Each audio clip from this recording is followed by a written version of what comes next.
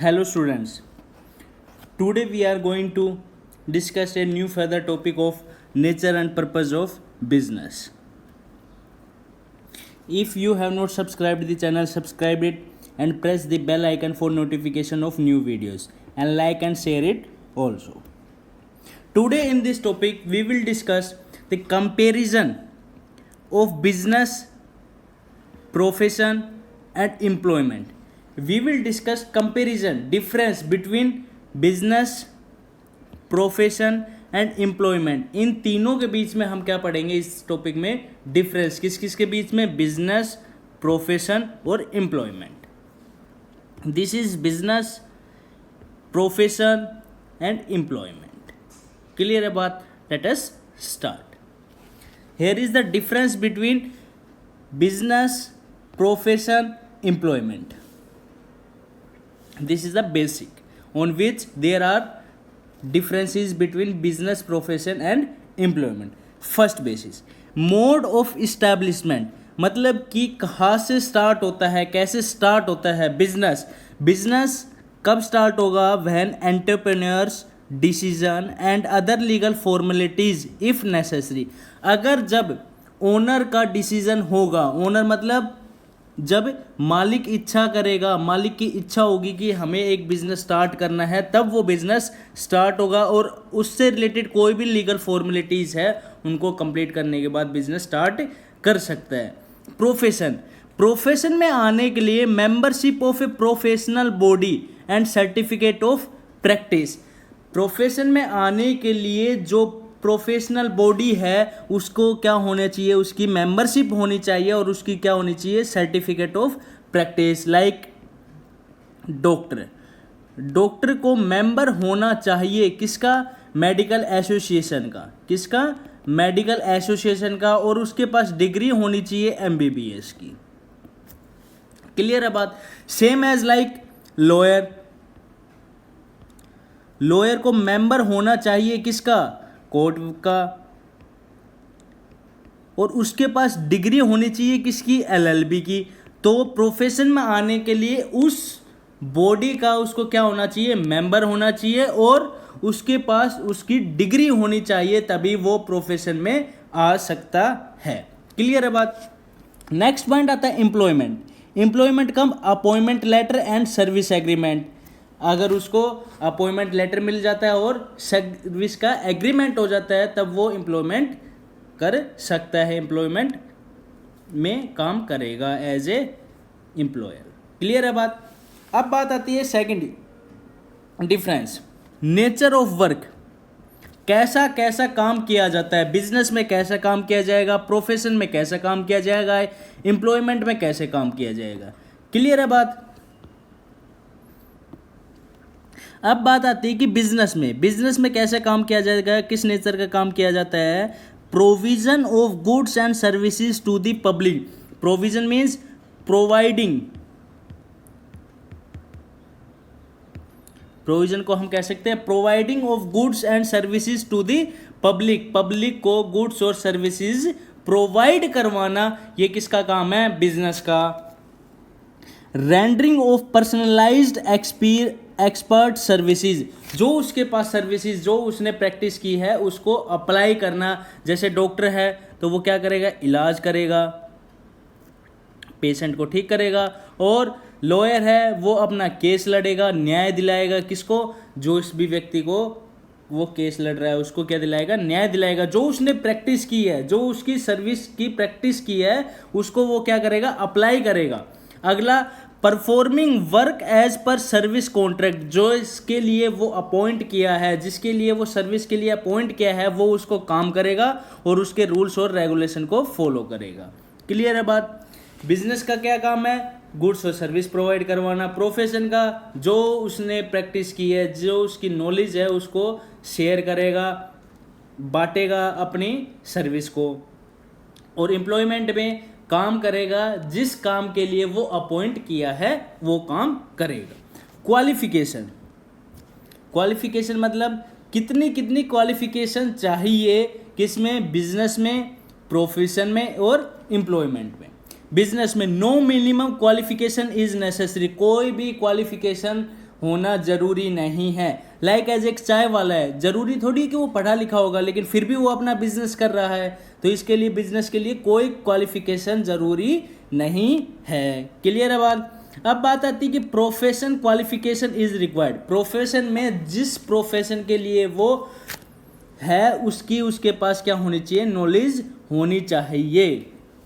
Like as doctor को doctor की knowledge होनी चाहिए, लॉयर को लॉयर की नॉलेज होनी चाहिए, टीचर को टीचर की नॉलेज होनी चाहिए। एक तरीके से क्या, जिस फील्ड का वो काम कर रहा है उसके पास प्रोफेशनल नॉलेज होनी चाहिए। क्लियर है बात।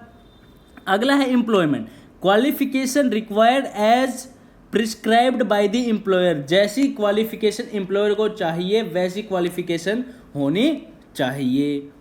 अब रिवार्ड्स और रिटर्न, बदले में क्या करेगा, बदले में क्या मिलेगा, बिजनेस में बदले में क्या मिलेगा, प्रोफेशन में बदले में क्या मिलेगा, एम्प्लॉयमेंट में काम करने से क्या मिलेगा। बिजनेस में जब गुड्स और सर्विसेज प्रोवाइड करेंगे पब्लिक को, बदले में क्या मिलेगा, किसको, एंटरप्रेन्योर को प्रॉफिट। और प्रोफेशन में क्या मिलेगी, प्रोफेशनल फीस, जो भी फीस वो चार्ज करेगा वो उसको फीस मिलेगी। और एम्प्लॉयमेंट में उसको क्या मिलती है, सैलरी या वेजेस। क्लियर है बात। ओके। अब कैपिटल इन्वेस्टमेंट, बिजनेस खोलने के लिए कितनी कैपिटल रिक्वायर्ड है, प्रोफेशन खोलने के लिए कितनी कैपिटल रिक्वायर्ड है, एम्प्लॉयमेंट में कितनी कैपिटल की रिक्वायरमेंट होती है। बिजनेस में मोर कैपिटल रिक्वायर्ड। भाई बिजनेस स्टार्ट करने के लिए उसको जगह भी देखनी है, सामान भी लेना है, तो इसका मतलब कि उसको ज़्यादा कैपिटल की रिक्वायर्ड है। लेकिन प्रोफेशन में क्या है, लेस कैपिटल, इसके कंपेयर में क्या होगा, लेस होगा। केवल उसको अपना ऑफिस खोलना है और अपना प्रोफेशन की सर्विस को देना चालू कर देगा। लेकिन एम्प्लॉयमेंट में कोई कैपिटल रिक्वायर्ड नहीं है। क्यों? क्योंकि एम्प्लॉयमेंट में हम दूसरों के यहाँ पर के जाकर के सर्विस करते हैं, तो इसका मतलब कि हमने तो कोई भी कैपिटल इन्वेस्ट नहीं करनी, तो इसमें कोई भी कैपिटल रिक्वायर्ड की ज़रूरत नहीं है। रिस्क, भाई इसमें बहुत ज़्यादा रिस्क है। ज़रूरी नहीं कि सामान जो हमने खरीदा वो बिकेगा ही, नहीं बिका तो इसका मतलब कि मोर रिस्क। इसमें लेस रिस्क और इसमें बिल्कुल भी रिस्क नहीं है। क्यों? क्योंकि हमें टाइमली मंथली जो भी हमने डिसाइड किया है उस टाइम पे हमें क्या मिलेगी, सैलरी या वेजेस मिलेगी। क्लियर है बात। अब बात आती है कि सैलरी कब मिलती है, वेजेस कब मिलती है। ये सबसे इंपॉर्टेंट पॉइंट है। सैलरी हमें मिलेगी जब हम मेंटल वर्क करते हैं। सैलरी हमको कब मिलती है, जब हम मेंटल वर्क करते हैं। और वेजेस हमें कब मिलती है, जब हम फिजिकल वर्क करते हैं। क्या? Physical work. क्लियर है बात। Okay. Now code of conduct. Code of conduct means rules and regulations. No code of conduct required. कोई भी कोड ऑफ कंडक्ट की रिक्वायरमेंट जरूरी नहीं है, लेकिन इसमें code of conduct is required. भाई जो भी रूल्स है उसके अकॉर्डिंग काम करना है, उसके यहाँ पे हमने काम करना है। कोई भी प्रोफेशन में आने से पहले ओथ ली जाती है, ओथ दिलवाई जाती है कि जैसे कि कोई भी डॉक्टर है, मैं अपना काम अच्छे से करूँगा, बिना किसी दबाव के काम करूँगा, सभी पेशेंट को अच्छे से देखूंगा, कोई भी पेशेंट के बीच में भेदभाव नहीं करूँगा। तो ये कोड ऑफ कंडक्ट की रिक्वायरमेंट होती है किसमें, प्रोफेशनल में। एक ओथ दिलाई जाती है किसमें, प्रोफेशन में, कि मैं अपने कार्य के प्रति वफादार रहूँगा। और इसमें terms and conditions of service contract is followed. इसमें अगर सर्विस कॉन्ट्रैक्ट में है तो टर्म्स एंड कंडीशन को फॉलो किया जाएगा, वरना नहीं किया जाएगा। इसमें कोई कोड ऑफ कंडक्ट की रिक्वायरमेंट नहीं है। क्लियर है बात। बिजनेस में क्या क्या हो सकता है, इसका एग्जांपल जैसे शॉप हो गई, फैक्ट्री हो गई, ये सब हमारे किस में आते हैं, बिजनेस में। प्रोफेशनल में लॉयर, वकील, डॉक्टर, सीए, चार्टेड अकाउंटेंट, ये सब किस में आएंगे, प्रोफेशन। क्योंकि इनको एक मेंबर होना चाहिए किसका, उसका प्रोफेशनल बॉडी का, और उसके पास सर्टिफिकेट ऑफ क्या होनी चाहिए, प्रैक्टिस की सर्टिफिकेट होनी चाहिए। क्लियर बात भाई। सीए को आईसीएआई की क्या होनी चाहिए, मेंबर होना चाहिए, उसके पास डिग्री होनी चाहिए। लॉयर को एमबीबीएस की डिग्री होनी चाहिए, सॉरी डॉक्टर को एमबीबीएस की, लॉयर को एलएलबी की डिग्री होनी चाहिए। These are the profession. Employment, worker हो सकता है और employ. These are the differences between business, profession and employment. You can learn all the points or either 5 या 6 point of these differences between business, profession and employment. Clear है बात। अब next topic जो हमारा आता है वो आता है क्लासिफिकेशन ऑफ बिजनेस एक्टिविटीज़। जो बिजनेस एक्टिविटीज़ है उनको कितने पार्ट में बांटा गया है। बिजनेस एक्टिविटीज़ को बांटा गया है 2 पार्ट में। कौन कौन सा? एक industry and second one is commerce. First one is industry, second one is commerce. और इंडस्ट्री को भी हमने किस में बांट दिया? 3 पार्ट में, प्राइमरी, सेकेंडरी, टर्सरी। किसमें? Primary, secondary, tertiary. And commerce को हमने 2 पार्ट में बांटा है, किसमें? ट्रेड और ऑक्सिलरी टू ट्रेड। क्लियर है बात? बिजनेस को हमने कितने पार्ट्स में बांटा? 2 पार्ट्स में। कौन कौन सा? इंडस्ट्री और कॉमर्स। क्लियर है बात? और इंडस्ट्रीज को हमने कितने पार्ट में बांटा? Primary, secondary, tertiary. और कॉमर्स को ट्रेड्स और एड्स टू ट्रेड। एक बार रिवाइज कर लेते हैं भाई। बिजनेस को हमने कितने पार्ट्स में बांटा?